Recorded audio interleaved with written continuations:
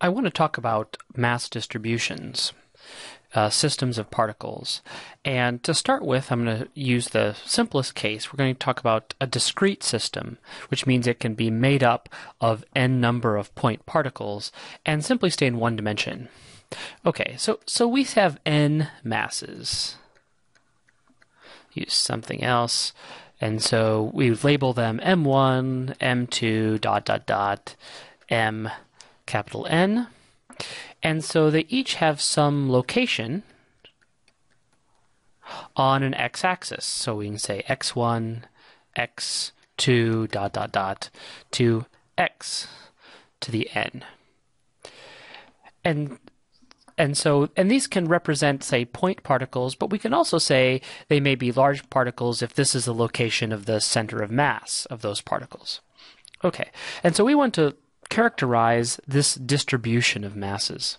The first thing that I'd like to point out is that the type of math that we're doing here applies to an enormous number of different types of distributions, speeds, probabilities of outcomes of anything else. And so I want to use a little bit of a more generic mathematical terms for these distributions because it applies to so many other things.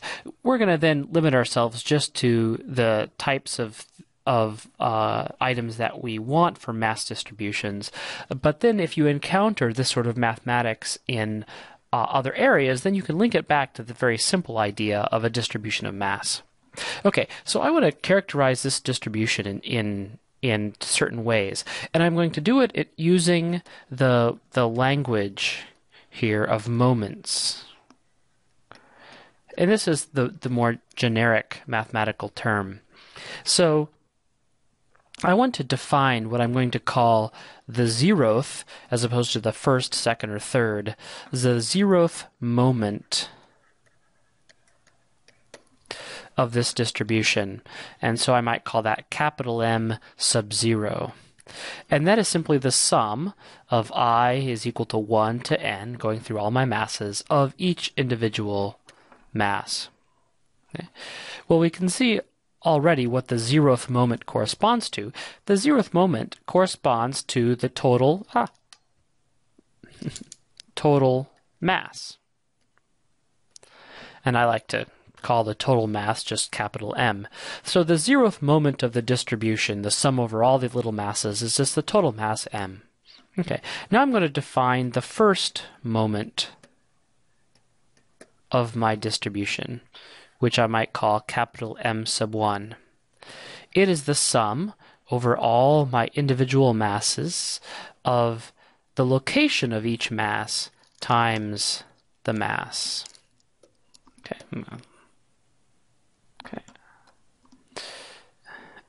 X sub I, M sub I. So this is now the first moment.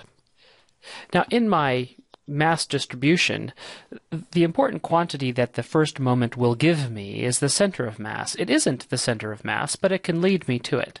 The center of mass, which I'll call X sub Cm, remember this is all one dimension, is equal to the first moment of my distribution divided by the zeroth moment. So if I just sort of substitute that in, we've seen this before in the center of mass formula. In one dimension, the center of mass is 1 over the total mass, sum over all the objects, X sub I, M sub I. Okay. So the center of mass is the first moment divided by my zeroth moment of my mass distribution. Okay, now if we look at the second moment of a distribution, M sub 2, that's equal to the sum over I sub 1 to n of X sub I squared times M sub I. Now, for my mass distribution, my second moment tells me something interesting. This gives me a moment of inertia. So I have to be careful because a moment of inertia assumes that you've already defined an axis about which an object is rotating. Specifically, this moment gives me the moment of inertia about a line perpendicular to x-axis through x is equal to 0. Let's take a minute before we go on to see what that means. So remember, up here, where I've had all these masses have these locations. Well, if they have a location x, that assumes that I have defined an x-axis somewhere. And this x-axis has an origin. So when I put values in here and calculate this number, this now assumes an origin. And so this quantity is giving me the moment of inertia about some axis that's perpendicular to the x-axis that goes through the origin of the x-axis. Okay, that's the moment of inertia that this quantity gives me, this second moment of my distribution. Okay. Before I go on and do an example of calculating these things, let me just sort of extend. You can continue doing this, calculating a generic nth moment of your distribution. And this is the sort of thing that's used in sort of advanced mathematical analysis of more complicated distributions.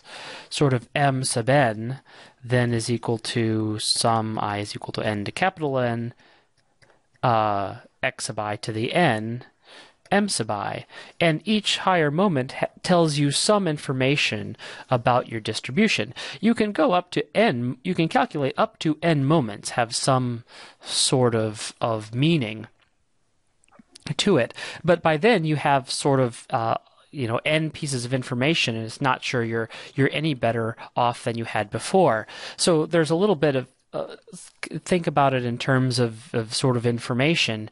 You're given some distribution, some pieces of n information.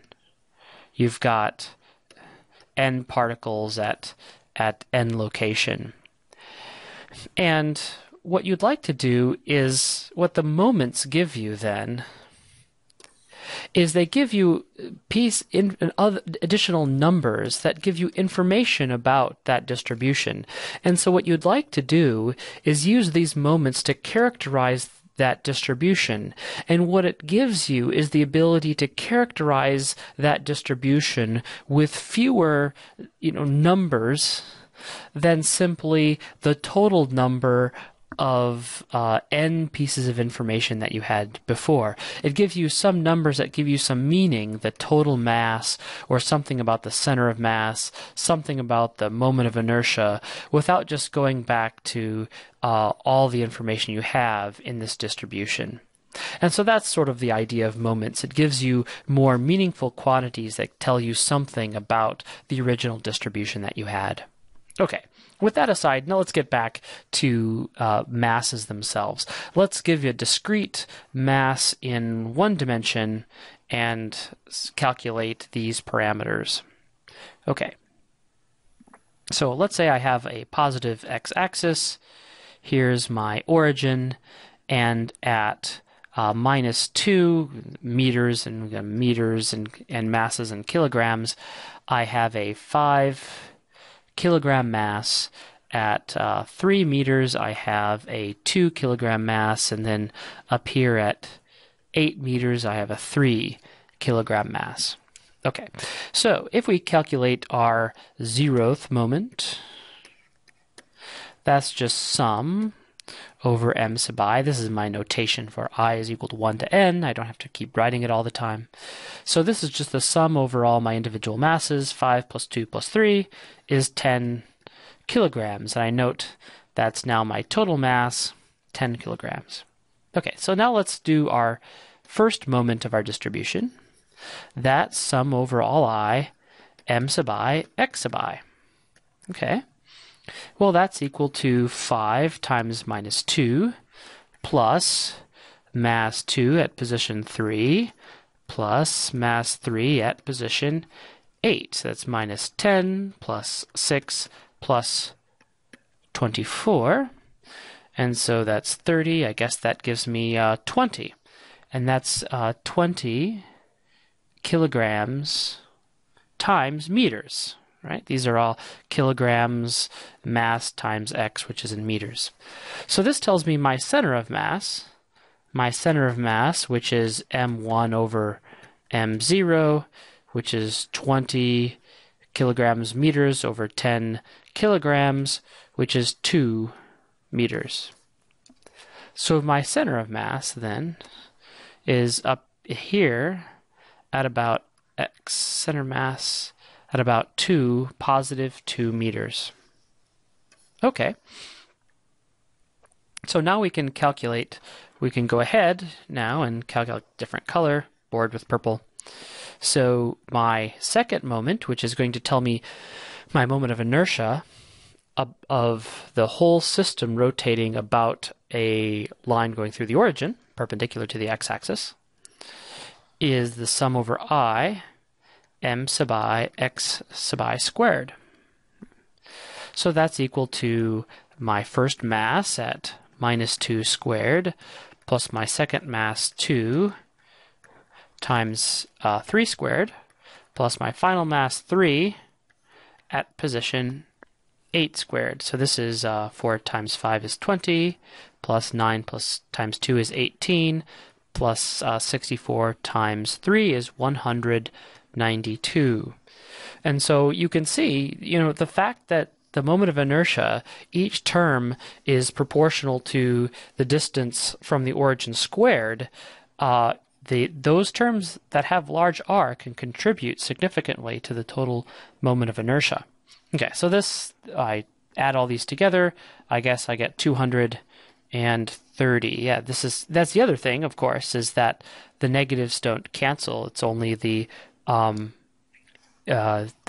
displacement squared. And so each of these are positive numbers. Okay. So this is now my moment of inertia. This is in units, kilograms, meters squared.